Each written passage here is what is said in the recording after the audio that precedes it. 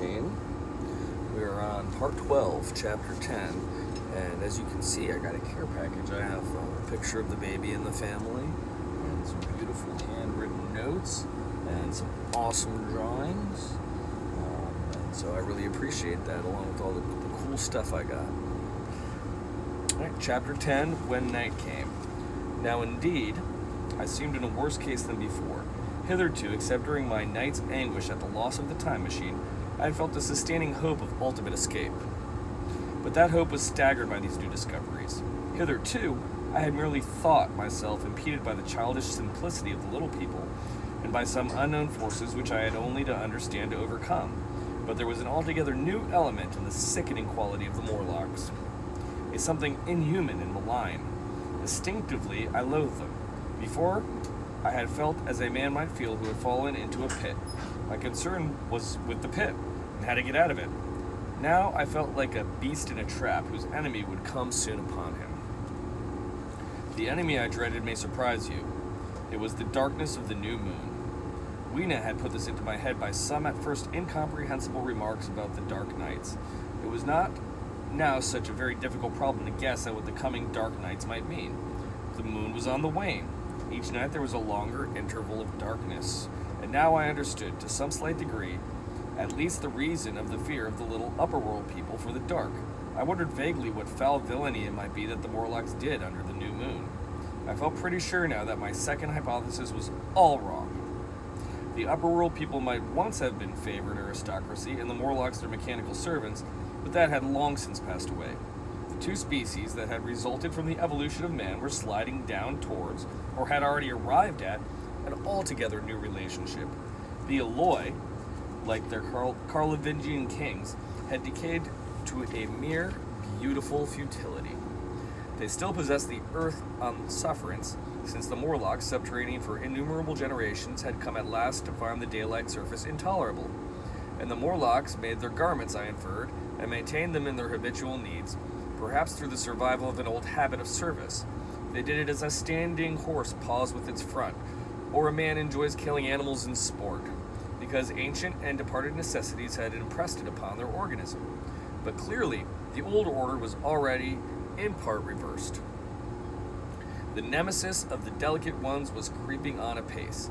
Ages ago, thousands of generations ago, man had thrust his brother man out of the ease and the sunshine, and now that brother was coming back. Changed. Already, the Eloi had begun to learn one old lesson anew. They were becoming reacquainted with fear, and suddenly there came into my head the memory of the meat I had seen in the underworld. It seemed odd how it floated into my mind, not stirred up, as it were, by the current of my meditations, but coming in almost like a question from outside. I tried to recall the form of it. I had a vague sense of something familiar, but I could not tell what it was at the time. Still, however helpless the little people in the presence of their mysterious fear, I was differently constituted. I came out of this age, of ours, this ripe prime of the human race, when fear does not paralyze and mystery has lost its terrors. I, at least, would defend myself. Without further delay, I determined to make myself arms, and a fastness where I might sleep. With that refuge as a base, I could face this strange world with some of that confidence I had lost in realizing to what creatures, night by night, I lay exposed. I felt I could never sleep again until my bed was secure from them. I shuddered with horror to think about how they must already have examined me. I wandered during the afternoon along the valley of the Thames, but found nothing that commended itself to my mind as inaccessible. All the buildings and trees seemed easily practicable to such dexterous climbers as the Morlocks, to judge by their wells, must be. Then the tall pinnacles of the palace of green porcelain and the polished gleam of its walls came back to my memory, and in the evening, taking Weena like a child upon my shoulder, went up the hills toward the southwest. The distance, I had reckoned, was 7 or 8 miles, but it must have been nearer 18. I had first seen the place on a moist afternoon when distances are deceptively diminished. You ever been on an 18-mile walk? That's quite a ways.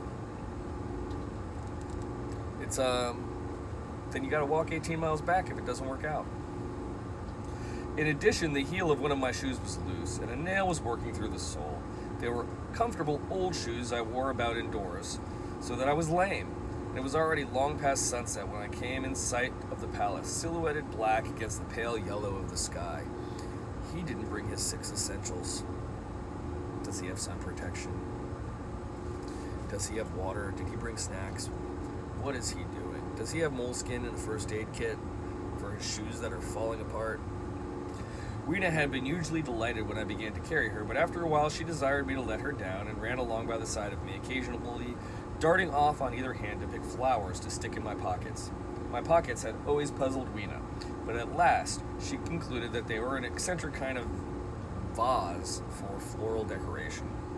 At least she utilized them for that purpose. And that reminds me, in changing my jacket, I found... Alright, so there were some questions about this in the reaction videos. The time traveler is telling this story to the narrator that we know nothing about. In comes the narrator now, so this is in the narrator's voice, right? He's in a parlor. He's in around the fireplace with a group of people that the time traveler is telling this story to, and he's retelling that story to us. It's a literary device. So here comes the narrator. The time traveler paused, put his hand into his pocket, and silently placed 2 withered flowers, not unlike very large white mallows, upon the little table. Then he resumed his narrative. Oh, he pulls out the flowers that were in his pocket. So that reminds me, I still have them in my pocket. And they're probably flowers that none of these guys have ever seen before, like exotic flowers from the future. And now we're back in the time traveler's voice telling the story. As the hush of evening crept over the world, and we proceeded over the hill crest toward Wimbledon, Weena grew tired and wanted to return to the House of Grey Stone. But I pointed out the distant pinnacles of the Palace of Green Porcelain to her, and contrived to make her understand that we were seeking a refuge there from her fear. You know that great pause that comes upon things before the dusk? Even the breeze stops in the trees. To me, there is always an air of expectation about that evening stillness. The sky was clear, remote, and empty save for a few horizontal bars far down in the sunset. Well, that night the expectation took the color of my fears. In that darkling calm, my senses seemed preternaturally sharpened. I fancied I could even feel the hollowness of the ground beneath my feet. Could indeed almost see through it the Morlocks on their anthill, going hither and thither, and waiting for the dark. In my excitement, I fancied that they would receive my invasion of their burrows as a declaration of war. And why had they taken my time machine? So we went on in quiet, and the twilight deepened into night. The clear blue of the distance faded, and one star after another came out. The ground grew dim and the trees black. Weena's fears and her fatigue grew upon her. I took her in my arms and talked to her and caressed her. Then, as the darkness grew deeper, she put her arms around my neck and, closing her eyes tightly, pressed her face against my shoulder. So we went down a long slope into a valley, and there in the dimness I almost walked into a little river. This I waded, and went up the opposite side of the valley, past a number of sleeping houses, and by a statue, a faun, or some such figure, minus the head. There too were acacias. So far I had seen nothing of the Morlocks, but it was yet early in the night, and the darker hours before the old moon rose were still to come. From the brow of the next hill, I saw a thick wood spreading wide and black before me. I hesitated at this. I could see no end to it, either to the right or to the left. Feeling tired, my feet in particular were very sore. I carefully lowered Weena from my shoulders as I halted and sat down upon the turf. I could no longer see the Palace of Green Porcelain, and I was in doubt of my direction. I looked into the thickness of the woods and thought of what it might hide. Under that dense tangle of branches, one would be out of sight of the stars. Even there was no other lurking danger, a danger I did not care to let my imagination loose upon. There would still be all the roots to stumble over, and the tree boles to strike against. I was very tired, too, after the excitements of the day, so I decided that I would not face it, but would pass the night upon the open hill. Weena, I was glad to find, was fast asleep. I carefully wrapped her in my jacket and sat down beside her to wait for the moonrise. The hillside was quiet and deserted, but from the black of the wood there came now and then a stir of living things. Above me shone the stars, for the night was very clear. I felt a certain sense of friendly comfort in their twinkling. All the old constellations had gone from the sky, however. That slow movement, which is imperceptible in 100 human lifetimes, had long since rearranged them in unfamiliar groupings. But the Milky Way, it seemed to me, was still the same tattered streamer of stardust as of yore. Southward, as I judged it, was a very bright red star that was new to me. It was even more splendid than our own green Sirius, and amid all these scintillating points of light, one bright planet shone kindly and steadily like the face of an old friend. Looking at these stars suddenly dwarfed my own troubles and all the gravities of terrestrial life. I thought of their unfathomable distance and the slow, inevitable drift of their movements out of the unknown past into the unknown future. I thought of the great processional cycle that the poles of the earth describes. Only 40 times had that silent revolution occurred during all the years that I had traversed. And during these few revolutions, all the activity, all the traditions, the complex organizations, the nations, languages, literatures, aspirations, even the mere memory of man as I knew him had been swept out of existence. Instead were these frail creatures who had forgotten their high ancestry, and the white things, things of which I went in terror.